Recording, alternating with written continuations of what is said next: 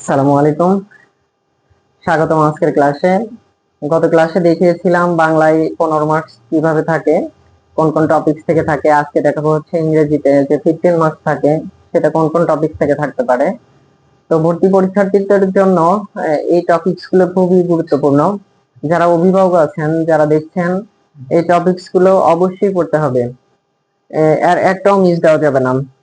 তো ইংলিশে থাকবে হচ্ছে 15 মার্কস। 1 নম্বরে হচ্ছে রাইটিং এ পোয়েম, একটা কবিতা, 1 লাইন, 2 লাইন, 3 লাইন, এরকমও থাকতে পারে যে 2 লাইন লেখো, প্রথম 2 লাইন লেখো অথবা শেষের 2 লাইন লেখো, এরকম থাকতে পারে, বা 3 লাইন লেখো, এরকম থাকতে পারে। ওয়ার্ড মিনিং, শব্দ অর্থ, এটা বাংলায় ওয়ার্ড মিনিং, বাংলা বাংলায় লিখতে হবে। Fill in the blanks with letters or words, letter দ্বারাও ফিল ইন দ্য ব্লাঙ্কস করতে হতে পারে অথবা ওয়ার্ড দ্বারা। এরপরে 4 নম্বর হচ্ছে মেকিং সেন্টেন্স, কিছু ওয়ার্ড দেওয়া থাকবে, সেই ওয়ার্ড গুলো দ্বারা সেন্টেন্স মেক করতে হবে। 5 নম্বর হচ্ছে writing numbers in words, in words এ লিখতে হবে, অর্থাৎ কথায় লিখতে হবে, অথবা রাইটিং নাম্বারস ইন ফিগার, সংখ্যায় লিখতে হবে।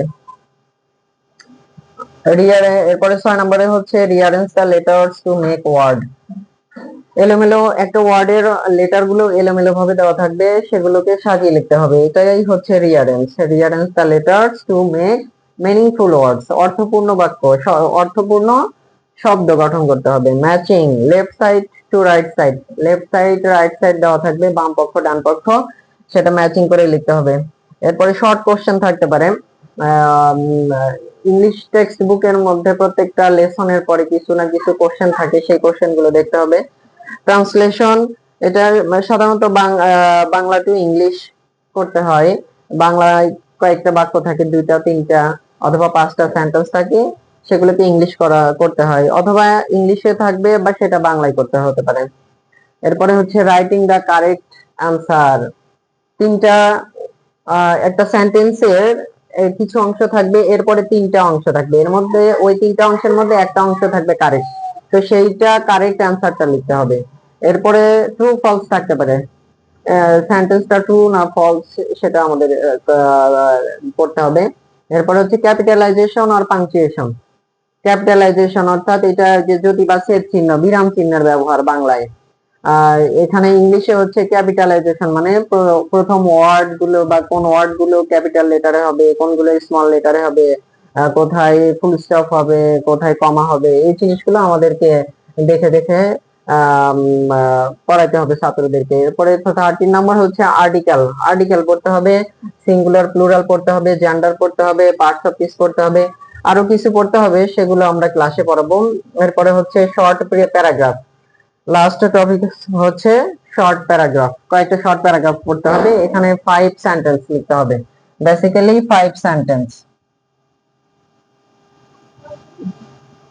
তো আমরা ছাত্রদেরকে 10 সেন্টেন্স পড়িয়ে থাকি, সেন্টেন্স পড়িয়ে থাকি, যাতে করে আর প্রবলেম না হয়। ছোট ছোট সেন্টেন্স গুলো সুন্দর করে গুছিয়ে শর্ট প্যারাগ্রাফ পড়ানো হবে। এরপরে এখানে কয়েকটা দেওয়া হয়েছে, যেমন your self, my family. Your self means হচ্ছে মাই সেলফ, ইয়োর সেলফ কোশ্চেনে দেওয়া থাকবে ইয়োর সেলফ, আমাকে লিখতে হবে তখন হচ্ছে মাই সেলফ, এটারই লিখতে হবে মাই সেলফ। সেরকম এইটা মাই ফ্যামিলি, কোশ্চেনে দেওয়া থাকবে ইয়োর ফ্যামিলি, আমাকে লিখতে হবে মাই ফ্যামিলি। কোশ্চেনে দেওয়া থাকবে ইয়োর স্কুল, কিন্তু আমাকে লিখতে হবে মাই স্কুল। এরকম আছে my country, my father, my mother, our village, our national flag, তারপরে দি কাউ, এরপরে my pet animal, my hobby, my daily routine, my classroom, etcetera আরো কয়েকটা পড়তে হবে। তো এই হচ্ছে ইংলিশের 15 মার্কসের মার্কস ডিস্ট্রিবিউশন। এই এই যে টপিকস গুলো এখানে দেওয়া হয়েছে, এই টপিকস গুলো যদি আমরা একটু খেয়াল করি, ধরে ধরে যদি আমরা প্রিপারেশন নেই, তাহলে আশা করা যায় এখান থেকে 15 মার্কস আমরা কভার করতে পারবো। তো ধন্যবাদ। নেক্সট ভিডিওতে আমরা দেখাবো ম্যাথমেটিক্সে অর্থাৎ গণিতে 20 মার্কস থাকে, সেই 20 মার্কস কিভাবে ডিস্ট্রিবিউশন হবে, কোন কোন টপিকস থেকে থাকবে, এই বিষয়ে নেক্সট ভিডিও আমরা আপলোড দিব। তো ততক্ষণ পর্যন্ত সবার দীর্ঘায়ু সুস্বাস্থ্য কামনা করছি। ধন্যবাদ।